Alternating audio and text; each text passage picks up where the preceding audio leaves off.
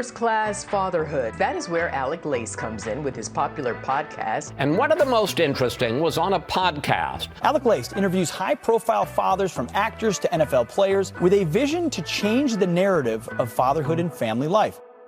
What's doing, everybody? I'm Alec Lace. Thank you for watching First Class Fatherhood, a family-made media podcast. And I have got an absolute college football legend joining me on the podcast.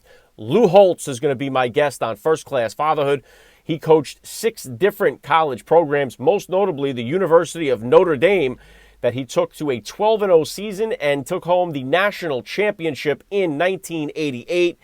He's very well known as being a very motivational guy, an inspirational guy. He's got many different accolades. He's in the College Football Hall of Fame, and in 2020, he received the United States Medal of Freedom. Honored to have him on the podcast today. Get down there, smack the subscribe button, tap the like, and let's jump into it right now with the great Lou Holtz on First Class Fatherhood. Joining me now, First Class Father Lou Holtz. Welcome to First Class Fatherhood. Well, thank you. I'm delighted to be with you. I don't think there's any greater responsibility an individual can have than being a father. Yeah, right on with that. So let's start right there. How many kids do you have? How old? We have 4 children, 2 girls, 2 boys. And it became obvious to me that 37 years ago that we're becoming a transient country. When I was growing up, the aunts, the uncles, grand all lived on the same street. And so we decided 37 years ago, we would get together the first week of July every year, all 17 of us. And as the number grew, but we have done it every single year for one solid week. And what we do basically, in the morning, we play golf. The afternoon, we spend the children, the evening with the family, putt-putt or something. 9 o'clock at night, we have a family meeting. And at that family meeting, one night we'll cover our foundation, one night family business, one night on religious progress, one night on goals they have for next year. And then the last night, I will talk to the men about how to treat women. My wife would talk to the women probably about how to treat men and how to shop. Yeah, I love that, Coach. And obviously, you've had a legendary historical coaching career, but then take me back to the beginning, if you could, to the beginning of your fatherhood journey. About how old were you when you first became a father, and how did that experience change your perspective on life? Well, as I was told by Dr. George Oliver when our first child was born, he said, Coach, the most important thing you can do as a father, always make those children know how much you love their mother. In 59 years of marriage, never once did I say a negative word to my wife or about my wife in front of our children. Now, in the bedroom, that's different. But I think that no matter what you achieve, no matter how much money you make, no matter how much accolades you receive, if you aren't successful as a father and a husband, you have failed in life. My priority is my faith, and then my family, and then, of course, football after that. But it's just important to spend time with your children and to teach them to make good choices. That's all your obligation is. Teach your children how to make good choices, wherever they are, good or bad, because of the choices they make. Yeah, and I'll tell you what, Coach, one of the things I stress on this show all the time, I talk about a lot, is the fatherless crisis that we have going on. We got so many kids growing up in our country without a father or a father figure, and it's really leading to a lot of devastation throughout our entire society. Throughout your coaching career, was there a noticeable difference for you coaching kids who came from a fatherless household as opposed to the kids that came from a 2-parent home?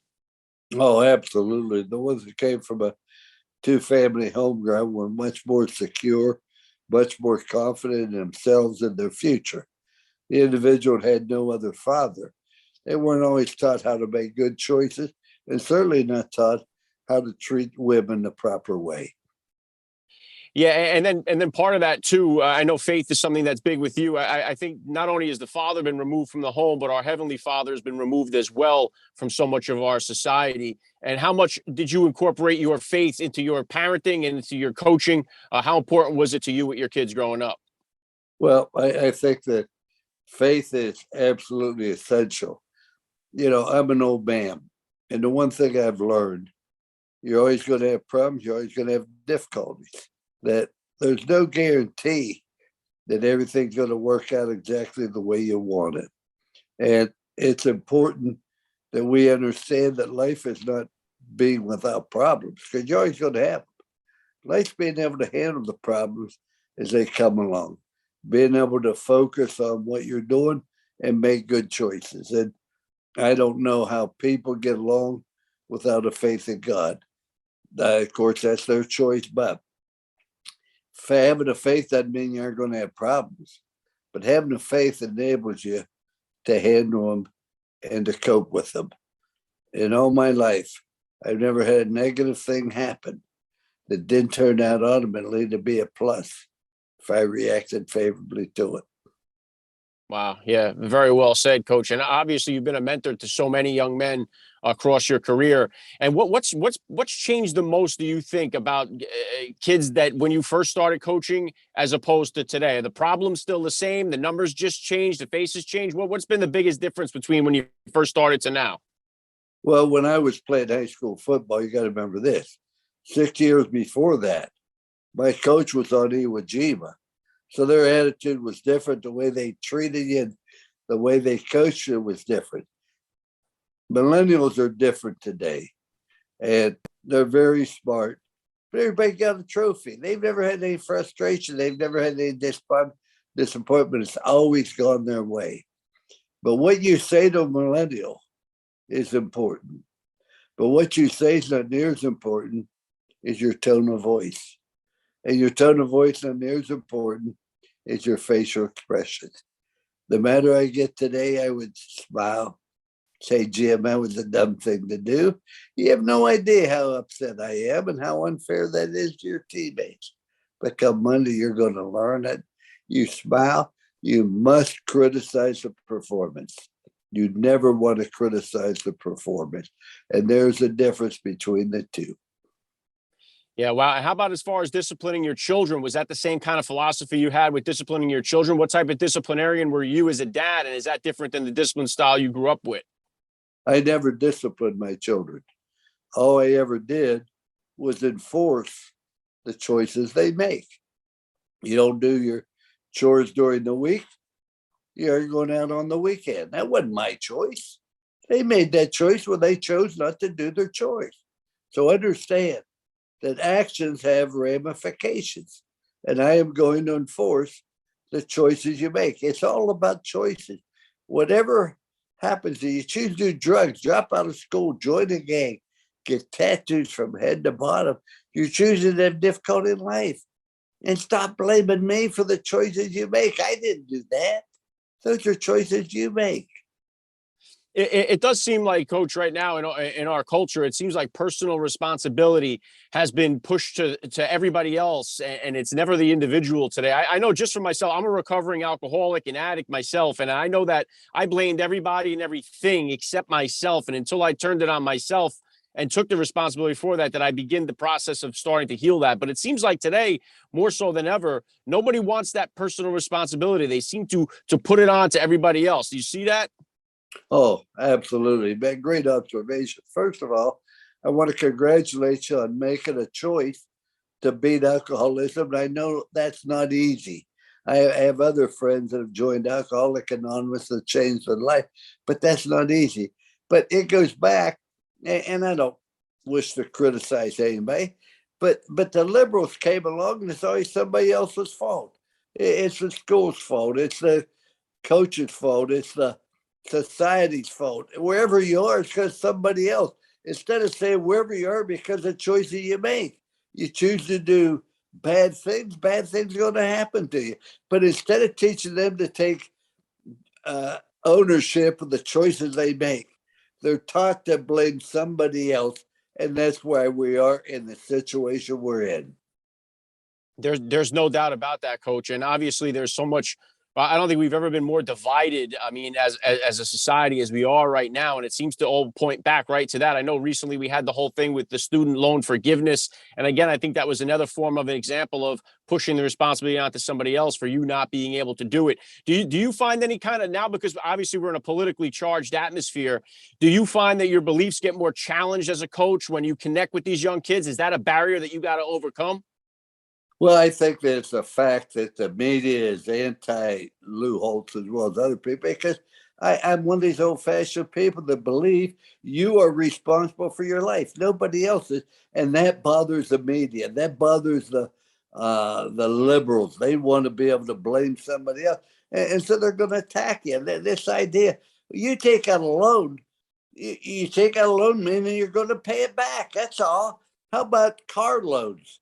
How about credit card loans? We're going to get rid of those as well. And you think of how many people that went to college and took out a loan and repaid it, and yet they aren't going to get any rebate or anything else. Let's just let's step aside and let people take charge of life. What made this country great was personal responsibility and people being able to decide for themselves what choices they were going to make. There used to be a country that I lived in was very free.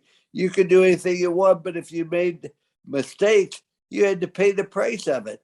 I never wore a seatbelt, but I understood. I rode a bike without a helmet. I shot a BB gun, but you understood that if you make a mistake, you're going to have to live the results of it and not blame somebody else. But it's always about being able to blame somebody else.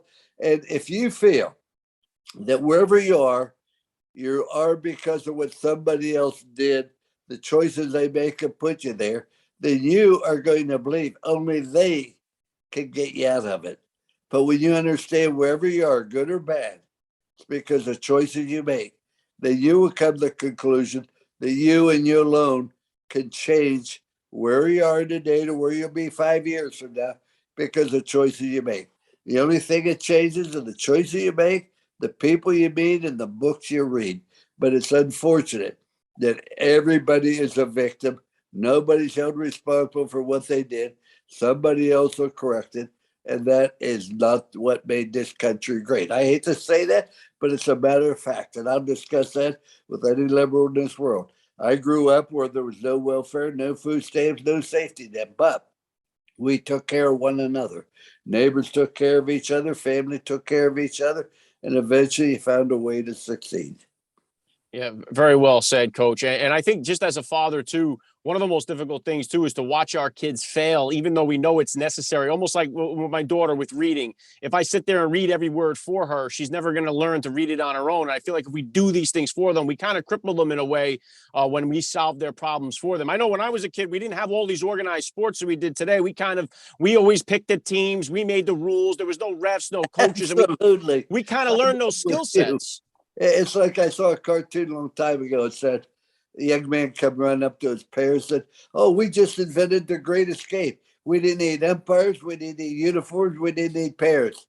Other than that, it was just like baseball. You went out and you learned to play the game yourself." And having a love for your children, having a love for your athletes, having a love for your employees does not mean you make their life easier. What it does mean, you're going to teach them how to be successful in the long run. And there are going to be times where you fail, where things don't go well, but you learn from it, you benefit from it. And quitting is a permanent solution to a temporary problem. Wow. Yeah. Really great, Coach. And I know you mentioned there, too, about teaching your kids how to treat women. I have 4 kids myself. My oldest is 16. So I'm right on the onset of all these chapters to start in my own journey with it. They're not into the dating scene and all that yet. But what kind of advice did you give your kids when it came time for them to start dating? To make sure you treat women the right way. And men and women are different. Men are physical. Men are visual. Women are emotional. And understand that difference and treat them the way you should. I expect you to treat them the way you treat your mother. Show them dignity, show them respect, never take advantage of them. Do not use your strength or anything else along that line. Don't make bad choices. And how you treat women is an important choice you make every day. And there aren't enough people that work with their children on how to treat women.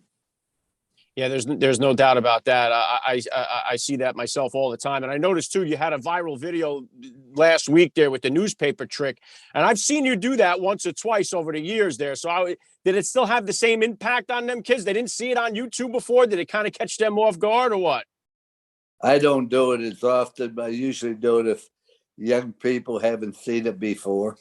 The problem is you could make a great talk to them about making choices instead of you do the newspaper trick. All they talk about the newspaper trick. They forget everything else you covered with them. But I don't do it to fool them. I do it to entertain. Yeah, and you do get a valuable lesson across too as you're doing it, which I always think is great. And obviously, you're going to go down as a legendary coach, football coach. Your legacy is secure in the football world. But what do you hope your legacy is as a father? I just think that when I received the Medal of Freedom, I said at that time, there are other people more deserving, other people who deserved it, but nobody could be more appreciative. But the Medal of Freedom doesn't define who I am. It doesn't change who I am. Who I am is defined by my actions and by how my children react, how they handle their lives, how they do things. That's how you determine what you've done in life. And no matter what you achieve in this world, if you aren't a good husband or father, you have really, truly failed in this world. Yeah, there's no doubt about that. I know we got the football season coming up here. What's next for you, Coach? You working on any other books? Anything else coming up for you? Any projects you're working on? My children try to get me to write a book on my philosophical approach towards politics. I haven't done that yet, but I do a podcast on pro football and college football yet, and I do a TV show. It's 20-minute segment on the show about college football, what's happening, et cetera. So the game changes, yet in essence, it really doesn't. It's still about blocking, tackling, fundamentals, accepting your role, playing together, putting the team's welfare ahead of your own. I had somebody say to me, well, you took the names off the jerseys. I said, well, they were lucky I didn't take the numbers off. It said ND on the jersey. That's all matters. You don't play for yourself. You play for your teammates. Yeah, I love, listen, you're a great motivational speaker. I listen all the time. It's the only thing I really listen to when I'm in the car is like Jim Rohn and Les Brown and Zig Ziglar. And I got you in the rotation as well. So I think you really have a great way of getting across these philosophical ideas. And it's definitely something that I look forward to when I get a chance to listen to what you have to say. And it's meant a lot in my life. So I just wanted to say thank you for what you do.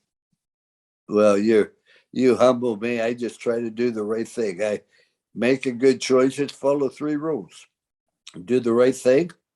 Do the best you can. Not everybody be All-American. Not everybody be All-Conference. Not everybody be first team. Everybody can be the best they're capable of being. And rule number 3, show people you care. And if you do that, you're going to build a trust. You're going to build a commitment to excellence. You're going to build a love in the organization. And we're not talking about nuclear physics. We're talking about something simple. Yeah.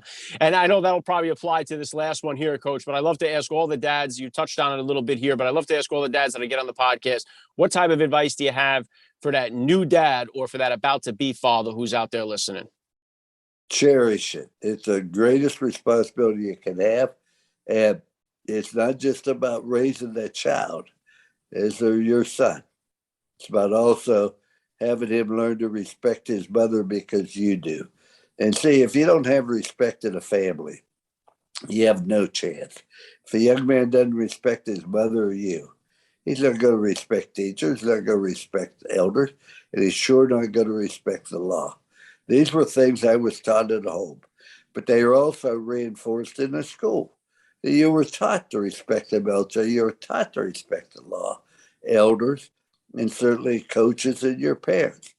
Unfortunately, that has sort of gone astray. And I think just go back and raise people and your children on the facts you believe in. And to me, the conservative values are still the most efficient. Yeah, very well said. I love the message. This has been an honor for me. I got to say, Coach Lou Holtz, you're a first-class father all the way, and thank you so much for giving me a few minutes of your time here on First Class Fatherhood. Thank you for having me. I'm flattered and humbled and appreciate it. God bless you and your listeners. You have been listening to First Class Fatherhood. First Class Fatherhood is a family-made media podcast. Please visit www.firstclassfatherhood.com or www.familymade.com to find out more details. You can order First Class Fatherhood advice and wisdom from high-profile dads on Amazon.com or wherever books are sold. Thank you for listening to today's podcast. Proverbs 22:6 tells us, train up a child in the way he should go, and when he is old, he will never depart from it. God bless, and I'll catch you next time.